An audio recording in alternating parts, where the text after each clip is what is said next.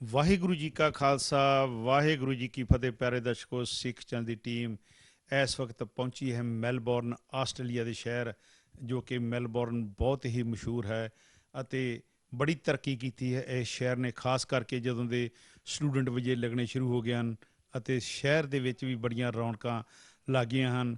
ਔਰ ਅਸੀਂ ਅੱਜ ਤੁਹਾਡੇ ਨਾਲ ਇੱਕ ਸਪੈਸ਼ਲ ਇੰਟਰਵਿਊ ਕਰਾ ਰਹੇ ਹਾਂ, ਜੋ ਕਿ ਬਹੁਤ ਹੀ ਸਤਿਕਾਰਯੋਗ ਗੁਰਸ਼ਰਨ ਸਿੰਘ ਜੀ ਮਾਨ, ਜਿਹੜੇ ਕਿ ਇੱਥੇ ਆਇਆਂ ਨੂੰ ਬਹੁਤ ਲੰਬਾ ਟਾਈਮ ਹੋ ਗਿਆ। ਆਓ ਉਹਨਾਂ ਦੇ ਨਾਲ ਉਹਨਾਂ ਦੀ ਜ਼ੁਬਾਨੀ ਆਪਾਂ ਰੂਬਰੂ ਉਹਨਾਂ ਕੋਲੋਂ ਸੁਣੀਏ ਜੀ। ਭਾਜੀ, ਵਾਹਿਗੁਰੂ ਜੀ ਕਾ ਖਾਲਸਾ ਵਾਹਿਗੁਰੂ ਜੀ ਕੀ ਫਤਿਹ। ਵਾਹਿਗੁਰੂ ਜੀ ਕਾ ਖਾਲਸਾ ਵਾਹਿਗੁਰੂ ਜੀ ਕੀ ਫਤਿਹ ਜੀ। ਭਾਜੀ, ਤੁਹਾਡਾ ਜਿਹੜਾ ਪਿਛੋਕੜ ਕੀ ਆ, ਕਿਹੜਾ ਪਿੰਡ ਆ, ਤੇ ਉੱਥੇ ਕਿੰਨੀ ਸਟੱਡੀ ਕੀਤੀ, ਤੇ ਫਿਰ ਇੱਥੇ ਸੱਤਾਂ ਸਮੁੰਦਰਾਂ ਤੋਂ ਪਾਰ ਜਿਹੜੀ ਆ ਡਾਰੀ ਕਿਸ ਤਰ੍ਹਾਂ ਮਾਰੀ, ਕੀ ਸਬੱਬ ਬਣਿਆ?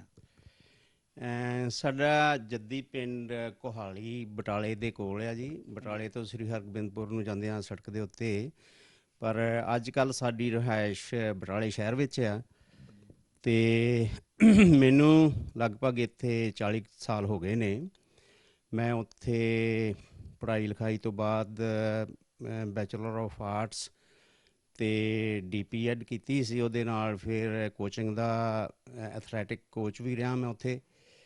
ਅਤੇ ਬਸ ਸਬੱਬ ਬਣ ਗਿਆ ਜੀ, ਬਾਹਰ ਫਿਰ ਤੁਰਨ ਚੱਲਦੇ ਹਾਂ। ਅਤੇ ਵਾਹਿਗੁਰੂ ਨੇ ਜਿੱਥੇ ਰੋਟੀ ਰੋਜ਼ੀ ਰੱਖੀ ਸੀ, ਇੱਥੇ ਆ ਕੇ ਆਸਟ੍ਰੇਲੀਆ ਵਿੱਚ ਬੜੀ ਵਾਹਿਗੁਰੂ ਨੇ ਕਿਰਪਾ ਕੀਤੀ, ਅਤੇ ਹੁਣ ਸੁੱਖ ਨਾਲ ਲਗਭਗ ਸਾਰਾ ਪਰਿਵਾਰ ਇੱਥੇ ਹੈ। ਮਾਨ ਸਾਹਿਬ, ਜਦੋਂ ਤੁਸੀਂ ਆਸਟ੍ਰੇਲੀਆ ਦੀ ਧਰਤੀ 'ਤੇ ਆਏ ਤੇ ਕੀ ਕਾਰੋਬਾਰ ਕੀਤੇ ਸਭ ਤੋਂ ਪਹਿਲਾਂ? ਕਿਉਂਕਿ ਹਰ ਇੱਕ ਨੂੰ ਬੜਾ ਜਿਹੜੇ ਆ ਉਹ ਹਾਰਡ ਮਿਹਨਤ ਕਰਨੀ ਚਾਹੀਦੀ ਆ, ਜਾਂ ਇੱਦਾਂ ਕਹਿ ਲਈਏ ਜਿਉਂ ਭਿੱਜੇ ਕੰਬਲੀ ਤਿਉਂ ਭਾਰੀ ਹੋਏ। ਅਤੇ ਤੁਸੀਂ ਆਪਣੇ ਸਟਾਰਟਿੰਗ ਦੇ ਵਿੱਚ ਇੱਥੇ ਇਸੇ ਹੀ ਸ਼ਹਿਰ ਦੇ ਵਿੱਚ ਜਾਂ ਕਿੱਥੇ ਕਿੱਥੇ ਗਏ? ਪਤਾ ਲੱਗਾ ਸੀ ਤੁਸੀਂ ਆੜੇ ਐਲਸ ਕਰਕੇ ਆਉਂਦੇ ਆ, ਤੁਸੀਂ ਬੱਚਿਆਂ ਲਈ ਸਕੂਲ ਵੀ ਖੋਲ੍ਹਿਆ, ਜਾਂ ਇਹੋ ਜਿਹੇ ਕੀ ਕਾਰੋਬਾਰ ਕੀਤੇ? ਅਸੀਂ ਜੀ ਜਿਵੇਂ ਕਹਿੰਦੇ ਹੁੰਦੇ ਆ ਵੀ ਕੋਈ ਵੀ ਕੰਮ ਇੱਥੇ ਨਹੀਂ ਇਹੋ ਜਿਹਾ ਜਿਹੜਾ ਨਹੀਂ ਕੀਤਾ। ਸ਼ੁਰੂ 'ਚ ਆ ਕੇ ਫੈਕਟਰੀਆਂ 'ਚ ਕੰਮ ਕੀਤਾ, ਫਿਰ ਅਸੀਂ ਬਾਹਰ ਐਜ਼ ਏ ਜਿਵੇਂ ਕਹਿੰਦੇ ਹੁੰਦੇ ਫਰੂਟ ਪਿਕਰ ਸ਼ੈਪਟਨ ਚਲੇ ਗਏ, ਉੱਥੇ ਐਪਲ ਵਗੈਰਾ ਪਿਕ ਕਰਦੇ ਰਹੇ। ਫਿਰ ਉਸ ਤੋਂ ਬਾਅਦ ਗ੍ਰਿਫਤ ਚਲੇ ਗਏ, ਅੰਗੂਰ ਪਿਕ ਕੀਤੇ। ਉਸ ਤੋਂ ਬਾਅਦ ਫਿਰ ਸੀਜ਼ਨਲ ਜਿੱਦਾਂ ਕੰਮ ਚੱਲਦੇ ਸੀ, ਅਸੀਂ ਫਾਰ ਨੌਰਥ ਕੁਈਨਜ਼ਲੈਂਡ ਕੇਨਜ਼, ਜਿੱਥੇ ਗੰਨੇ ਦੀ ਫਸਲ ਬਹੁਤ ਹੁੰਦੀ ਆ, ਅਤੇ 2 ਕੁ ਸਾਲ ਇੱਦਾਂ ਘੁੰਮ ਫਿਰ ਕੇ ਕੰਮ ਕਰਦੇ ਰਹੇ, ਜਿਹਦੇ ਨਾਲ ਇਹ ਸੀ ਬਈ ਕੰਟਰੀ ਵੇਖਣ ਦਾ ਕਾਫੀ ਮੌਕਾ ਮਿਲ ਗਿਆ ਅਤੇ ਵਧੀਆ ਲੱਗਾ ਸਾਰੇ ਹੀ ਕੰਮ। ਫਿਰ ਬੱਚੇ ਜਦੋਂ ਛੋਟੇ ਸੀ, ਫਿਰ ਆ ਕੇ ਮੈਲਬੌਰਨ 'ਚ ਸੈੱਟ ਹੋ ਗਏ। ਅਤੇ ਤੁਸੀਂ ਬੜੇ ਲੱਕੀ ਜੇ, ਔਰ ਉਦੋਂ ਵੀ ਜ਼ਿਆਦਾ ਸਾਨੂੰ ਖੁਸ਼ੀ ਦੀ ਇਹ ਖੁਸ਼ਖਬਰੀ ਤੁਹਾਨੂੰ ਦੱਸਦੇ ਹਾਂ ਪਿਆਰੇ ਦਰਸ਼ਕੋ। ਜਦੋਂ ਉਹਨਾਂ ਨੂੰ ਪਤਾ ਲੱਗਾ ਕਿ ਸਿੱਖ ਚੈਨਲ ਦਾ ਕਾਫਲਾ ਆਇਆ ਹੈ ਆਸਟ੍ਰੇਲੀਆ ਦੀ ਸਿਡਨੀ ਦੀ ਧਰਤੀ ਦੇ ਉੱਤੇ, ਅਤੇ ਇਹਨਾਂ YouTube ਦੇ ਉੱਤੇ ਜਦੋਂ ਵੇਖਿਆ ਸਿੱਖ ਚੈਨਲ ਆਸਟ੍ਰੇਲੀਆ, ਅਤੇ ਇਹਨਾਂ ਨੇ ਸਾਨੂੰ ਕਿਹਾ ਇੱਥੇ ਕਿ ਜ਼ਰੂਰ ਆਓ। ਔਰ ਇਹ ਸਾਨੂੰ 2-3 ਦਿਨ ਫੋਨ ਕਰਦੇ ਰਹੇ ਕਿ ਆ ਜਾਓ, ਕਦੋਂ ਆਓਗੇ, ਬੈਠ ਕੇ ਇਕੱਠਾ ਖਾਣਾ ਖਾਂਦੇ ਹਾਂ। ਅਤੇ ਇਹਨਾਂ ਨੇ ਕਿਹਾ ਕਿ ਜਦੋਂ ਵੀ ਇੱਥੇ ਆਉਣਾ ਵਾ ਰਿਹਾਇਸ਼ ਤਾਂ ਸਾਡੇ ਘਰੇ ਕਰਨੀ ਆ। ਵੇਖੋ ਕਿ ਸਿੱਖ ਚੈਨਲ ਦਾ ਕਿੰਨਾ ਮਾਣ ਸਤਿਕਾਰ ਹੈ, ਕਿੰਨਾ ਸਿੱਖ ਸੰਗਤਾਂ ਜਿਹੜੀਆਂ ਸਿੱਖ ਚੈਨਲ ਨੂੰ ਲਾਈਕ ਕਰਦੀਆਂ ਹਨ। ਅਤੇ ਅਸੀਂ 2 ਦਿਨਾਂ ਦੇ ਇਹਨਾਂ ਦੇ ਘਰੇ ਡੇਰੇ ਲਾਏ ਆ। ਇਹ ਬੜਾ ਸਤਿਕਾਰ ਅਤੇ ਬਹੁਤ ਮਾਣ ਬਖਸ਼ਦੇ ਆ। ਅਤੇ ਆਪਣੇ ਮਾਤਾ ਜੀ ਜਿਹੜੇ ਆ, ਉਹਨਾਂ ਨਾਲ ਤੁਹਾਨੂੰ 2 ਮਿੰਟ ਰੂਬਰੂ ਕਰਾਉਂਦੇ ਆ। ਅਤੇ ਮਾਤਾ ਜੀ, ਵਾਹਿਗੁਰੂ ਜੀ ਕਾ ਖਾਲਸਾ ਫਤਿਹ। ਵਾਹਿਗੁਰੂ ਜੀ ਕੀ ਫਤਿਹ। ਮਾਤਾ ਜੀ, ਕਿੰਨੇ ਸਾਲ ਹੋ ਗਏ ਤੁਹਾਨੂੰ ਆਪਣੇ ਪੁੱਤ ਦੇ ਕੋਲ ਆਇਆ? 32 ਸਾਲ ਹੋ ਗਏ ਜੀ। 32 ਸਾਲ ਹੋ ਗਏ ਆ। ਅਤੇ ਕਿਸ ਤਰ੍ਹਾਂ ਲੱਗਦਾ ਇੱਥੇ ਦੀ ਜ਼ਿੰਦਗੀ ਅਤੇ ਉੱਥੇ ਦੀ ਜ਼ਿੰਦਗੀ? ਇੱਥੇ ਜੀ ਬੇਸ਼ਤਾ, ਇੱਥੇ ਬੇਟੇ ਬੇਟੀ ਬਹੁਤ ਸੇਵਾ ਕਰਦੇ ਆ, ਪੋਤੇ ਪੋਤਰੀ ਨਾਲ ਖੁਸ਼ ਰਹਿੰਦੇ ਸਾਂ, ਸਕੂਲੇ ਛੱਡ ਆਉਂਦੇ ਸਾਂ, ਲੈ ਆਉਂਦੇ ਸਾਂ, ਬੜੇ ਖੁਸ਼ ਸਾਂ ਅਸੀਂ। ਅਤੇ ਨੌ ਚੰਗੀ ਸੇਵਾ ਕਰਦੀ ਆ? ਬੜੀ ਸੇਵਾ ਕਰਦੀ ਆ, ਤਾਂ ਹੀ ਇੱਥੋਂ ਤੱਕ ਆਪਣੀ ਆ। ਸੋ ਪਿਆਰੇ ਦਰਸ਼ਕੋ, ਆਮ ਕਹਾਵਤ ਹੈ ਕਿ ਜੇ ਨੌ ਜਿਹੜੀ ਆ ਸੱਸ ਨੂੰ ਮਾਂ ਸਮਝੇ, ਅਤੇ ਮਾਂ ਵੀ ਨੌ ਨੂੰ ਧੀ ਸਮਝੇ, ਫਿਰ ਗੱਡੀ ਚੱਲਦੀ ਆ। ਇਹ ਇੱਕ ਉਦਾਹਰਨ ਆ। ਅਤੇ ਇਹਨਾਂ ਦੀ ਨੌ ਰਾਣੀ, ਭਾਵ ਕਿ ਸਰਦਾਰ ਗੁਰਸ਼ਰਨ ਸਿੰਘ ਮਾਨ ਦੀ ਜਿਹੜੀ ਵਾਈਫ ਆ, ਉਹਨਾਂ ਦੇ ਨਾਲ ਵੀ ਅਸੀਂ ਤੁਹਾਨੂੰ ਰੂਬਰੂ ਕਰਾਉਂਦੇ ਹਾਂ, ਜਿਹੜੀ ਕਿ ਆਪਣੀ ਸੱਸ ਨੂੰ ਮਾਂ ਤੋਂ ਜ਼ਿਆਦਾ ਮਾਣ ਬਖਸ਼ਦੀ ਆ। ਅਤੇ ਵੇਖੋ ਇਸੇ ਕਾਰਨ ਕਰਕੇ ਸੱਸ ਜਿਹੜੀ ਆ ਨੌ ਦੇ ਗੁਣ ਗਾ ਰਹੀ ਆ। ਭੈਣ ਜੀ ਵਾਹਿਗੁਰੂ ਜੀ ਕਾ ਖਾਲਸਾ ਫਤਿਹ। ਵਾਹਿਗੁਰੂ ਜੀ ਕਾ ਖਾਲਸਾ ਵਾਹਿਗੁਰੂ ਜੀ ਕੀ ਫਤਿਹ। ਬੜੀ ਸਰੋਤ ਕੀਤੀ ਤੁਹਾਡੀ ਸੱਸ ਮਾਂ ਨੇ ਤੇ ਤੁਸੀਂ ਲੱਕੀ ਜੇ। ਤੇ ਇਹ ਜਿਹੜਾ ਨੌ ਸੱਸ ਦਾ ਰਿਸ਼ਤਾ ਆਮ ਆ ਕਿ ਇਹਦੇ ਵਿੱਚ ਦਫਾੜ ਪੈ ਰਹਿੰਦੇ ਆ, ਕਈ ਘਰਾਂ ਦੇ ਘਰ ਬਰਬਾਦ ਹੋ ਜਾਂਦੇ, ਬਣਦੀ ਨਹੀਂ ਨੌ ਸੱਸ ਦੀ। ਇਹਦੇ ਬਾਰੇ ਤੁਹਾਡਾ ਕੀ ਵਿਚਾਰ ਆ? ਇਹ ਤੇ ਨੂੰਹ ਤੇ ਵੀ ਡਿਪੈਂਡ ਆ ਤੇ ਸੱਸ ਤੇ ਵੀ ਡਿਪੈਂਡ ਆ, ਇਹ ਦੋਨਾਂ ਤੇ ਡਿਪੈਂਡ ਆ। ਅਸੀਂ 40 ਸਾਲ ਤੋਂ ਮੈਂ ਆਪਣੇ ਬੀਜੀ ਤੇ ਮੈਂ ਕਦੀ ਉਹਨਾਂ ਨੂੰ ਸੱਸ ਨਹੀਂ ਕਿਹਾ। ਸੱਸ ਦਾ ਸ਼ਬਦ ਮੈਂ ਅੱਜ ਤੱਕ ਵਰਤਿਆ ਹੀ ਨਹੀਂ। ਅਸੀਂ ਮਾਵਾਂ ਧੀਆਂ ਵਾਂਗੂ ਰਹਿੰਦੇ। 40 ਸਾਲ ਤੋਂ ਅਸੀਂ ਇਕੱਠੇ ਰਹਿ ਰਹੇ ਹਾਂ। ਜਦੋਂ ਇੰਡੀਆ ਸੀ ਇਹ 3 ਸਾਲ ਇੱਥੇ ਰਹੇ, ਮੈਂ ਇਹਨਾਂ ਦੇ ਕੋਲ ਇਕੱਲੀ ਰਹੀ 3 ਸਾਲ, 3.5 ਸਾਲ ਬਾਅਦ ਮੈਂ ਇੱਥੇ ਆਸਟ੍ਰੇਲੀਆ 'ਚ ਆਈ।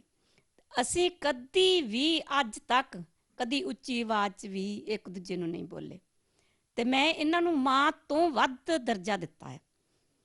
ਇੱਥੇ ਆਸਟ੍ਰੇਲੀਆ ਵਿੱਚ ਵੀ ਮੇਰਾ ਸਾਰਿਆਂ ਨੂੰ ਪਤਾ ਆ, ਸਾਰਿਆਂ ਨੂੰ ਪਤਾ ਕਿ ਇਹ ਵੀ ਨੌ ਸੱਸ ਨਹੀਂ, ਇਹ ਮਾਵਾਂ ਧੀਆਂ ਨੇ। ਮਾਵਾਂ ਧੀਆਂ ਤੋਂ ਵੀ ਵੱਧ ਰਹਿ ਰਹੀਆਂ। ਆਪਣੇ ਸਹੁਰੇ ਨਾਲ ਹੀ ਬਹੁਤ ਸੰਬੰਧ ਕਰਦੀ ਸੀ, ਸਹੁਰੇ ਨੂੰ ਪਿਓ ਸਮਝਦੀ ਸੀ, ਕਦੇ ਸਹੁਰਾ ਨਹੀਂ ਸੀ ਸਮਝਿਆ, ਬਾਪ ਸਮਝਦੀ ਸੀ। ਸੋ ਪਿਆਰੇ ਦਰਸ਼ਕੋ, ਚੰਗਿਆਂ ਦੇ ਕਹਿਣਗੇ ਜੇ ਚੰਗੇ ਘਰੋਂ ਆਈ ਆ ਤੂੰ ਤੇਰੀ ਵਡਿਆਈ ਵਿੱਚ ਸਾਡੀ ਵਡਿਆਈ ਆ। ਵੇਖੋ ਕਿ ਇਹ ਵੀ ਇੱਕ ਖਾਨਦਾਨੀ ਦਾ ਪਤਾ ਲੱਗਦਾ ਵਾ। ਜਦੋਂ ਬੇਟੀ ਵੇਖੋ, ਧੀਆਂ ਬੜੀ ਤਕੜੀ ਮਾਪਿਆਂ ਦਾ ਇੱਕ ਜਿਗਰਾ ਹੁੰਦਾ ਵਾ, ਔਰ ਧੀ ਦਾ ਵੀ ਜਿਗਰਾ ਹੁੰਦਾ ਕਿ 18-20 ਸਾਲ ਜੰਮ ਕੇ ਮਾਪਿਆਂ ਦੇ ਘਰ ਪਲ ਕੇ ਤੇ ਫਿਰ ਕਿਸੇ ਬਗਾਨੇ ਘਰ ਜਾਣਾ, ਉੱਥੇ ਪਤਾ ਨਹੀਂ ਕਿਹੋ ਜਿਹੇ ਮਿਲਣ। ਸੋ ਇਹ ਵੀ ਇੱਕ ਖਾਨਦਾਨੀ, ਚੰਗੀ ਖਾਨਦਾਨੀ ਦੀ ਧੀ ਕਰਕੇ ਚੰਗੇ ਗੁਣ ਦਿੱਤੇ ਆ ਮਾਂ ਪਿਓ ਨੇ, ਤੇ ਇਹ ਸਤਿਕਾਰ ਕਰਦੀ ਆ ਤੇ ਸਾਰੇ ਆਂਢੇ ਗੁਆਂਢੀ ਕਹਿੰਦੇ ਆ ਇੱਕ ਆਪਣੀ ਮਿਸਾਲ ਜਿਹੜੀ ਆਪ ਆ। ਤੇ ਮਾਨ ਸਾਹਿਬ, ਬੱਚੇ ਕਿੰਨੇ ਤੁਹਾਡੇ? ਮੇਰੇ 2 ਬੱਚੇ ਆ ਜੀ, ਕਾਕਾ ਯਾਦਵਿੰਦਰ ਸਿੰਘ ਤੇ ਬੇਟੀ ਆ ਅਮਰਿੰਦਰ ਕੌਰ, ਤੇ ਦੋਨੋਂ ਮੈਰਿਡ ਨੇ ਤੇ ਆਪਣੇ ਆਪਣੇ ਥਾਂ ਬੜਾ ਵਧੀਆ ਜੀਵਨ ਬਤੀਤ ਕਰ ਰਹੇ ਨੇ। ਮਾਨ ਸਾਹਿਬ ਜੀ, ਤੁਹਾਡੀ ਏਜ ਦੇ ਹਿਸਾਬ ਨਾਲ ਇਹਦਾ ਰਾਜ ਕੀ ਆ? ਕੋਈ ਸਪੋਰਟ ਕਰਦੇ ਰਹੇ? ਤੁਸੀਂ ਗੇਮਾਂ 'ਚ ਵੀ ਹਿੱਸਾ ਲੈਂਦੇ ਰਹੇ?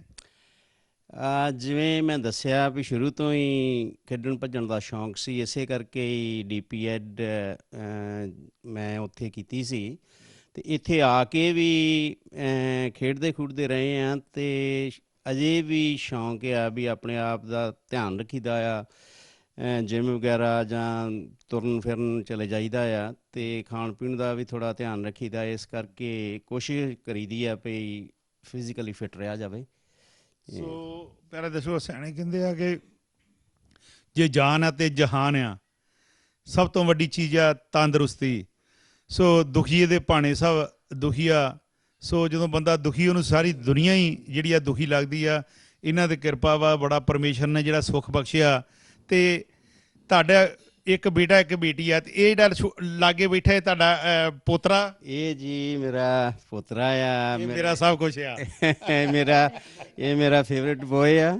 ਤੇ ਸਾਡੇ ਕੋਲ ਇਹ ਹੁਣ ਪਹਿਲਾਂ ਇਕੱਠੇ ਰਹਿੰਦੇ ਸਾਂ, ਹੁਣ ਇਹ 2-3 ਮਹੀਨੇ ਤੋਂ ਇਹਦੇ ਮੰਮੀ ਡੈਡੀ ਨੇ ਆਪਣਾ ਵੱਖਰਾ ਘਰ ਲਿਆ ਆ, ਪਰ ਇਹ ਹਰ ਸ਼ੁੱਕਰਵਾਰ ਨੂੰ ਸਕੂਲ ਤੋਂ ਬਾਅਦ ਸਾਡੇ ਕੋਲ ਆ ਜਾਂਦਾ ਆ ਤੇ ਇਹਨੇ ਫਿਰ 2 ਦਿਨ ਮੇਰੇ ਨਾਲ ਹੀ ਸੌਣਾ ਤੇ ਮੇਰੇ ਨਾਲ ਹੀ ਰਹਿਣਾ ਆ। ਤੇ ਮੈਨੂੰ ਵੀ ਬੜਾ ਪਿਆਰਾ ਲੱਗਦਾ ਆ ਤੇ ਇਹਨੂੰ ਵੀ ਬਾਬਾ ਜੀ ਬੜੇ ਪਿਆਰੇ ਲੱਗਦੇ। ਪਿਆਰੇ ਦਰਸ਼ਕੋ, ਕਿ ਵੇਖੋ ਇਹਨਾਂ ਨੇ ਸਾਨੂੰ ਮਾਣ ਸਤਿਕਾਰ ਦਿੱਤਾ ਕਾਹਦਾ ਕਰਕੇ ਕਿ ਸਿੱਖ ਚੈਨਲ ਜਦੋਂ ਦਾ ਆਇਆ ਹੈ, ਅਜੇ 10 ਸਾਲ ਪੂਰੇ ਹੋਣੇ ਹਨ। ਅਪ੍ਰੈਲ 'ਚ ਇਹਨੇ ਬੜੀਆਂ ਮੱਲਾਂ ਮਾਰੀਆਂ, ਹਜ਼ਾਰਾਂ ਹੀ ਬੱਚੇ ਸਰਾਂ ਦੇ ਉੱਤੇ ਗੁਲਾਬ ਦੇ ਫੁੱਲ ਵਰਗੇ ਜੂੜੇ, ਹਜ਼ਾਰਾਂ ਪੁਰਾਣੀਆਂ ਅੰਮ੍ਰਿਤਧਾਰੀ ਹੋ ਗਏ। ਇਹ ਵੀ ਦੱਸ ਦਿਆ ਕਿ ਸਾਡਾ ਬੱਚਾ YouTube ਤੇ ਜਾ ਕੇ ਜਦੋਂ ਇਹਨੂੰ ਹੀ ਸਿੱਖ ਚੈਨਲ ਦਿਖਾਲੀ ਦਾ ਤੇ ਸਿੱਖ ਚੈਨਲ ਵੇਖ ਕੇ ਬੱਚੇ ਜਿਹੜੇ ਆ ਵਰਲਡ ਦੇ ਵਿੱਚ ਲੱਖਾਂ ਹੀ ਬੱਚੇ ਜਿਹੜੇ ਆ ਮੂਲ ਮੰਤਰ ਦਾ ਪਾਠ ਜਿਹੜਾ ਵਾ ਉਹ ਸਿੱਖ ਗਏ ਆ, ਚੌਪਈ ਸਾਹਿਬ ਦੇ ਪਾਠ ਸਿੱਖ ਗਏ ਆ, ਗੁਰਬਾਣੀ ਦੇ ਨਾਲ ਜੁੜ ਗਏ ਆ। ਗੁਰੂ ਪਿਆਰੇ, ਆਪਣੀ ਮਿਸਾਲ ਆਪ ਆ ਇਹ ਬੱਚਾ। ਇਹ ਤੁਹਾਨੂੰ ਵੀ ਜਿਹੜਾ ਵਾ ਮੂਲ ਮੰਤਰ ਦਾ ਪਾਠ ਜਿਹੜਾ ਵਾ ਸੁਣਾਊਗਾ, ਤੁਸੀਂ ਹੈਰਾਨ ਹੋਗੇ। ਇਸੇ ਕਾਰਨ ਕਰਕੇ ਇਹਨਾਂ ਸਿੱਖ ਚੈਨਲ ਦੀ ਜਿਹੜੀ ਆ ਇੰਨੀ ਜ਼ਿਆਦਾ ਸੇਵਾ ਕੀਤੀ ਹੈ ਤੇ ਸਾਨੂੰ ਘਰ ਸੱਦਿਆ। ਇਹ ਸਾਡੇ ਕਹਿਣ ਦੀ ਗੱਲ ਨਹੀਂ। ਆਓ ਇਹਦੇ ਕੋਲੋਂ, ਬੱਚੇ ਦੇ ਕੋਲੋਂ ਇਹਦਾ ਨਾਂ ਪੁੱਛਦੇ ਹਾਂ। ਪਹਿਲਾਂ ਤੁਸੀਂ ਨਾਂ ਦੱਸ ਦਿਓ ਕੀ ਦਾ? ਇਹਦਾ ਨਿਖਲ ਸਿੰਘ। ਨਿਖਲ ਸਿੰਘ। ਤੇ ਬੇਟਾ ਜੀ, ਵਾਹਿਗੁਰੂ ਜੀ ਕਾ ਖਾਲਸਾ ਫਤਿਹ। ਵਾਹਿਗੁਰੂ ਜੀ ਕਾ ਖਾਲਸਾ। ਤੇ ਪਾਠ ਆਉਂਦਾ? Very good. ਹੁਣ ਪਾਠ ਸੁਣਾਓ ਜੀ, ਉੱਚੀ ਬੋਲਣਾ ਜੀ। ਕਾਰ ਗਾੜੀ ਬੋਲੋ ਨਾ ਬੋਲੋ ਸਤਨਾਮ ਵੈਰੀ ਗੁੱਡ, ਕਰਤਾ ਪੁਰਖ ਸ਼ਾਬਾਸ਼, ਨਿਰਭਉ ਚਲੋ ਨਿਰਵੈਰ ਵੈਰੀ ਗੁੱਡ, ਅਕਾਲ ਮੂਰਤ ਜੁਨੀ ਸੈਭੰਗ ਗੁਰ ਪ੍ਰਸਾਦ ਜਪ ਆਦ ਸੱਚ ਜੁਗਾਦ ਸੱਚ ਹੈਪੀ ਸੱਚ ਨਾਨਕ ਹੋਸੀ ਸੱਚ। ਵਾਹਿਗੁਰੂ ਜੀ ਕਾ ਖਾਲਸਾ ਵਾਹਿਗੁਰੂ ਜੀ ਕੀ ਫਤਿਹ। ਬੋਲੇ ਸੁਣੇ ਹਰ ਸਤਿ ਸ੍ਰੀ ਅਕਾਲ। ਪਿਆਰੇ ਦਰਸ਼ਕੋ, ਇਹ ਵੇਖ ਲਓ, ਇਹ ਹੈ ਸਿੱਖ ਚੈਨਲ ਦੀ ਦੇਣ। ਅਸੀਂ ਨਹੀਂ ਕਹਿ ਰਹੇ, ਬੱਚੇ ਕਹਿ ਰਹੇ, ਅਸੀਂ ਨਹੀਂ ਕਹਿ ਰਹੇ, ਦੁਨੀਆ ਕਹਿ ਰਹੀ ਆ। ਸਿੱਖ ਚੈਨਲ ਇੰਨਾ ਸੰਗਤਾਂ ਪਿਆਰ ਕਰਦੀਆਂ ਜਿੱਦਾਂ ਮੱਛਲੀ ਪਾਣੀ ਤੋਂ ਬਿਨਾਂ ਨਹੀਂ ਰਹਿੰਦੀ। ਗੁਰੂ ਪਿਆਰਿਓ, ਕਿਉਂ ਕਿ ਨਤੀਜਾ ਤੁਹਾਡੇ ਸਾਹਮਣੇ ਹੈ। ਨਤੀਜਾ ਸਿੱਖ ਚੈਨਲ ਨੇ ਤੁਹਾਡੇ ਸਾਹਮਣੇ ਰੱਖਤਾ ਹੈ। ਘਰ ਘਰ ਅੰਦਰ ਧਰਮਸਾਲ ਬਣਾਤੀ ਹੈ ਗੁਰੂ ਪਿਆਰਿਓ, ਤੇ ਬੜਾ 24 ਆਵਰ ਗੁਰਬਾਣੀ ਦਾ ਜਿਹੜਾ ਵਾ ਪ੍ਰਵਾਹ ਜਿਹੜਾ ਵਾ ਉਹ ਜਿਹੜਾ ਚੱਲਦਾ। ਤੇ ਭੈਣ ਜੀ, ਮੈਂ ਫਿਰ ਤੁਹਾਡੇ ਕੋਲ ਆਉਣਾ। ਤੁਸੀਂ ਉੱਥੇ ਦੇ ਜੰਮ ਪਲਿਆ, ਪੰਜਾਬ ਦੇ ਜੰਮੇ ਪਲੇ ਉੱਥੇ, ਤੇ ਇੱਥੇ ਆਣ ਕੇ ਵੀ ਤੁਸੀਂ ਕੰਮ ਕਰਦੇ ਜੇ ਉੱਥੇ ਕਿ ਲਾਈਫ ਦਾ ਤੇ ਇੱਥੇ ਦੀ ਲਾਈਫ ਦਾ? ਵੇਖੋ ਜੀ, ਬਹੁਤ ਫਰਕ ਆ। ਉੱਥੋਂ ਦੀ ਲਾਈਫ ਦਾ ਤੇ ਇੱਥੋਂ ਦੀ ਲਾਈਫ ਦਾ ਬਹੁਤ ਫਰਕ ਆ। ਪਰ ਇੱਥੇ ਕੰਮ ਕਰਕੇ ਸਾਨੂੰ ਖੁਸ਼ੀ ਵੀ ਮਿਲਦੀ ਆ ਤੇ ਸਾਨੂੰ ਹਰ ਚੀਜ਼, ਜਿਹੜੀ ਚੀਜ਼ ਅਸੀਂ ਚਾਹੁੰਦੇ ਆ, ਅਸੀਂ ਲੈ ਸਕਦੇ ਆ। ਉੱਥੇ ਕੰਮ ਕਰਕੇ ਵੀ ਤੁਹਾਨੂੰ ਉਹ ਕੁਝ ਨਹੀਂ ਮਿਲਦਾ ਜੋ ਤੁਹਾਨੂੰ ਇੱਥੇ ਮਿਲਦਾ ਆ। ਆਪਣੇ ਪਰਿਵਾਰ ਨੂੰ ਖੁਸ਼ੀਆਂ ਦੇ ਸਕਦੇ ਆ, ਆਪਣੇ ਬੱਚਿਆਂ ਨੂੰ ਜੋ ਚਾਹੋ ਲੈ ਕੇ ਦੇ ਸਕਦੇ ਆ। ਪਰ ਉੱਥੇ ਇੰਡੀਆ ਰਹਿ ਕੇ ਤੁਸੀਂ ਇਹ ਨਹੀਂ ਸੀ ਕਰ ਸਕਦੇ।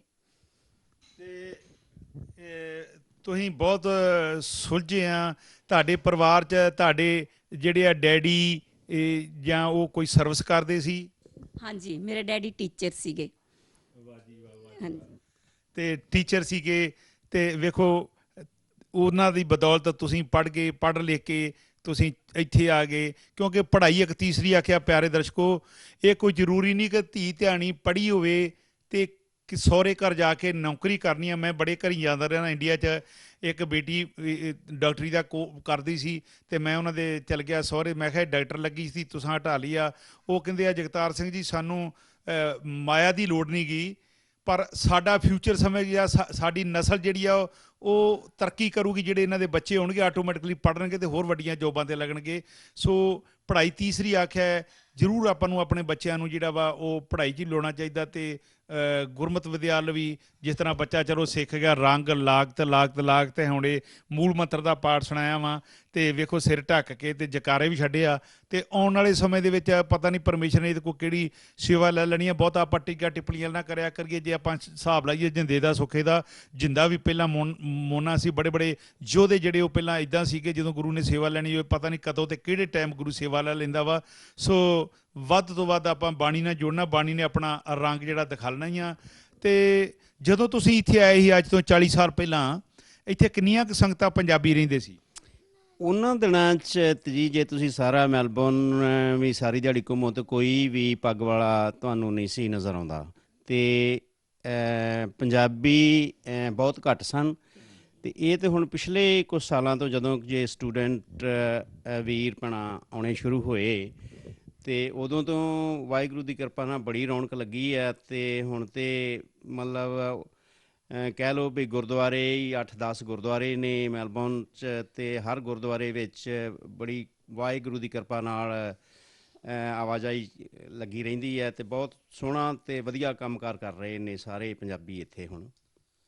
ਤੇ ਜਦੋਂ ਤੁਸੀਂ ਇਹ ਦੱਸਿਆ ਥੋੜ੍ਹੇ ਪੰਜਾਬੀ ਸੀ, ਹੁਣ ਬੜੀਆਂ ਮੱਲਾਂ ਮਾਰੀਆਂ, ਉਦੋਂ ਗੁਰਦੁਆਰੇ ਕਿੰਨੇ ਸੀਗੇ ਮਾਨ ਸਾਹਿਬ?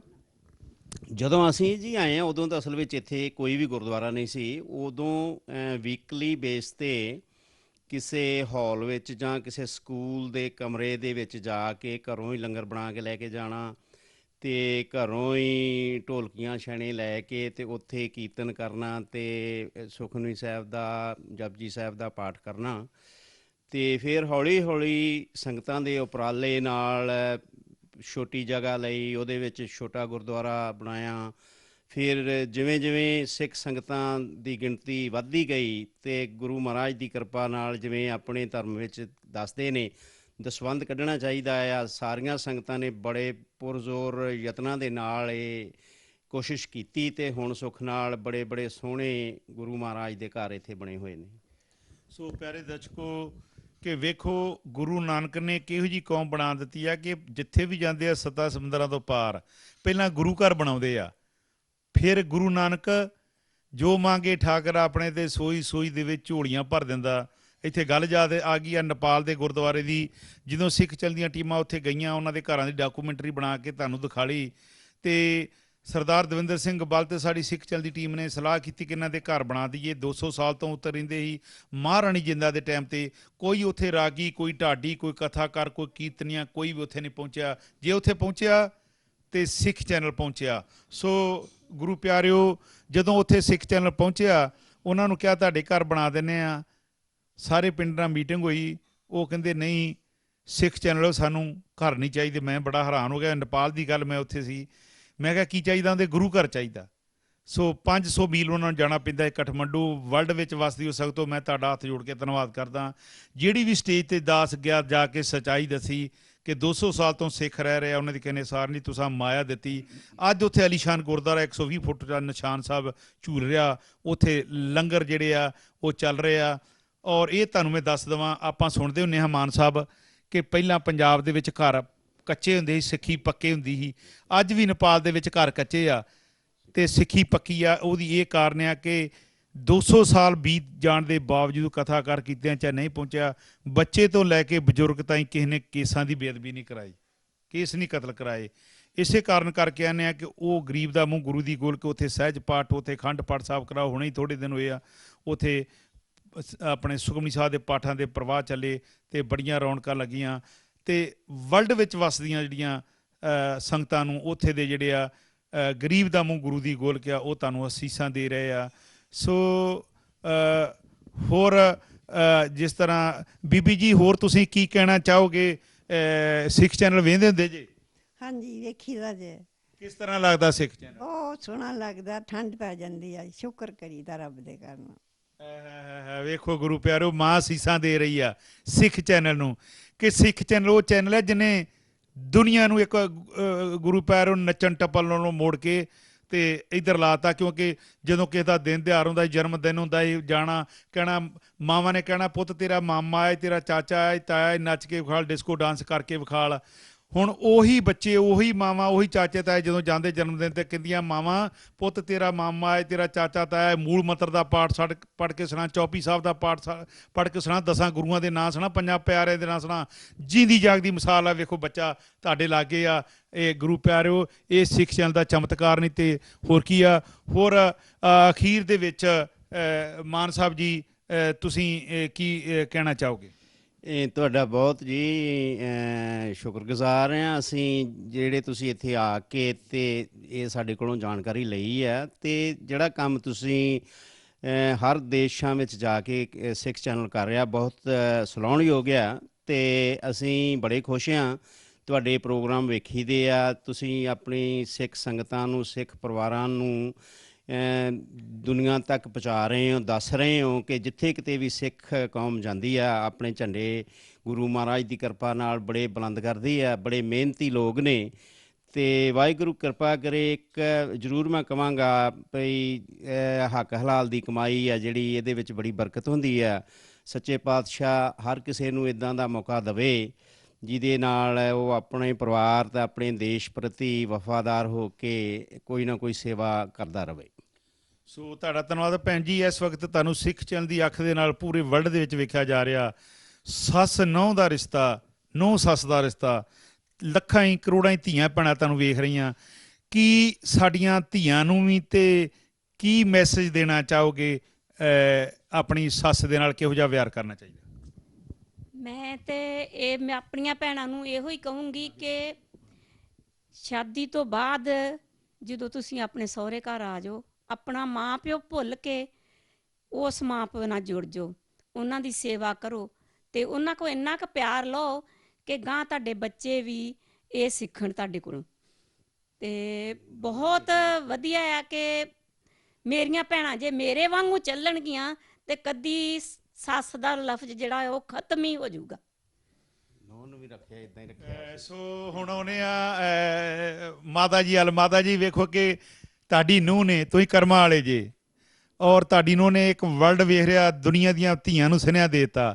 ਤੁਸੀਂ ਕੀ ਸੱਸਾਂ ਨੂੰ ਕੀ ਸੁਨੇਹਾ ਦੇਣਾ ਚਾਹੋਗੇ? ਆਮ ਹੈ ਕਿ ਸੱਸ ਦੀ ਨੂੰਹ ਨਾਲ ਬਣਦੀ ਨਹੀਂ, ਉਹ ਪੇਕੇ ਤੁਰ ਗਈ, ਉਹ ਕੁੱਟਮਾਰ ਹੋ ਗਈ, ਤੇ ਕੀ ਕਹਿਣਾ ਚਾਹੋਗੇ ਇੱਕ ਸੱਸ ਹੋਣ ਦੇ ਨਾਤੇ, ਜਿਹੜੀਆਂ ਬਗਾਨੇ ਘਰੋਂ ਪਲ ਕੇ 20-20 25-25 ਸਾਲ ਤੇ ਆਣ ਕੇ ਸੱਸਾਂ ਦੇ ਘਰ ਆਪਣਾ ਜੀਵਨ ਬਤੀਤ ਕਰਨਾ ਚਾਹੁੰਦੀਆਂ, ਤੇ ਸੱਸਾਂ ਨੂੰ ਕਿਹੋ ਜਿਹਾ ਵਿਹਾਰ ਕਰਨਾ ਚਾਹੀਦਾ ਨੂੰਹਾਂ ਦੇ ਨਾਲ?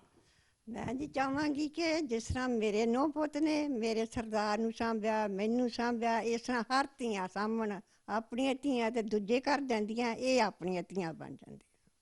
ਸੋ ਬੜਾ ਤਗੜਾ ਮੈਸੇਜ ਹੈ ਗੁਰੂ ਪਿਆਰੋ ਇਸ ਫੈਮਿਲੀ ਨੇ ਦਿੱਤਾ ਕਿ ਨੂੰਹ ਨੂੰ ਆਪਣੀ ਸੱਸ ਨੂੰ ਮਾਂ ਸਮਝਣਾ ਚਾਹੀਦਾ, ਤੇ ਮਾਂ ਨੂੰ ਆਪਣੀ ਨੂੰਹ ਨੂੰ ਧੀ ਸਮਝਣਾ ਚਾਹੀਦਾ, ਕਿਉਂਕਿ ਆਪਣੀਆਂ ਧੀਆਂ ਤੇ ਪਰਾਏ ਘਰ ਚਲ ਜਾਂਦੀਆਂ ਵਾ। ਨਿਆਲੇ ਮਾਏ ਸਾਂਭ ਕੁੰਜੀਆਂ, ਧੀਆਂ ਕਰ ਚਲੀਆਂ ਸਰਦਾਰੀ। ਤੇ ਇਹਨਾਂ ਧੀਆਂ ਨੂੰ ਆਣ ਕੇ ਆਪਣੇ ਘਰਾਂ ਨੂੰ ਵਸਾਉਣਾ ਹੁੰਦਾ। ਇਹ ਤਦ ਹੀ ਘਰ ਖੁਸ਼ਹਾਲ ਹੋ ਸਕਦਾ ਜੇ ਜੜ ਨੂੰਹ ਤੇ ਸੱਸ ਦਾ ਰਿਸ਼ਤਾ ਸਹੀ ਹੋਵੇ, ਤੇ ਫਿਰ ਪਤੀ ਵੀ ਖੁਸ਼, ਤੇ ਮਾਂ ਦਾ ਪੁੱਤ ਵੀ ਖੁਸ਼, ਤੇ ਪਤਨੀ ਦਾ ਜਿਹੜਾ ਵਾ ਹਸਬੈਂਡ ਉਹ ਵੀ ਖੁਸ਼, ਤੇ ਘਰ ਫਿਰ ਕੀ ਆ, ਉੱਥੇ ਤੇ ਸਵਰਗ ਹੀ ਸਵਰਗ ਆ, ਉੱਥੇ ਤੇ ਖੁਸ਼ੀਆਂ ਹੀ ਆ, ਉੱਥੇ ਖੇੜੇ ਆ। ਬੜਾ ਵਧੀਆ ਮੈਸੇਜ ਇਹਨਾਂ ਨੇ ਦਿੱਤਾ ਵਾ। ਆਓ ਇਸ ਮੈਸੇਜ ਦੇ ਨਾਲ ਜੁੜੀਏ, ਆਪਾਂ ਹੱਸਦੇ ਰਹੀਏ ਤੇ ਵਸਦੇ ਰਹੀਏ, ਪਰਿਵਾਰ ਹੱਸਦੇ ਰਹਿਣ, ਵਸਦੇ ਰਹਿਣ, ਵੇਖਦੇ ਰਹਿਣਾ। ਪੰਜਾਬੀਆਂ ਦੀ ਦੁਨੀਆ ਵਿੱਚ ਸਿੱਖਾਂ ਦੇ ਦਿਲਾਂ ਦੀ ਧੜਕਣ ਬਣ ਚੁੱਕਾ ਆਪਣਾ ਪਿਆਰਾ ਪਿਆਰਾ ਸਿੱਖ ਚੈਨਲ। ਸਿੱਖ ਚੈਨਲ ਦੀ ਵੱਧ ਤੋਂ ਵੱਧ ਸਪੋਰਟ ਕਰੋ, ਵੱਧ ਤੋਂ ਵੱਧ ਡਾਇਰੈਕਟ ਡੈਬਿਟ ਭਰੋ ਗੁਰੂ ਪਿਆਰਿਓ, ਤਾਂ ਕਿ ਸਿੱਖ ਚੈਨਲ ਕੌਮ ਦੀ, ਮਨੁੱਖਤਾ ਦੀ ਵੱਧ ਤੋਂ ਵੱਧ ਸੇਵਾ ਕਰ ਸਕੇ। ਕਿਹੋ ਜਿਹਾ ਸਾਡਾ ਸ਼ੋਅ ਲੱਗਾ, ਫੀਡਬੈਕ ਜ਼ਰੂਰ ਦੇਣਾ। ਵਾਹਿਗੁਰੂ ਜੀ ਕਾ ਖਾਲਸਾ, ਵਾਹਿਗੁਰੂ ਜੀ ਕੀ ਫਤਿਹ।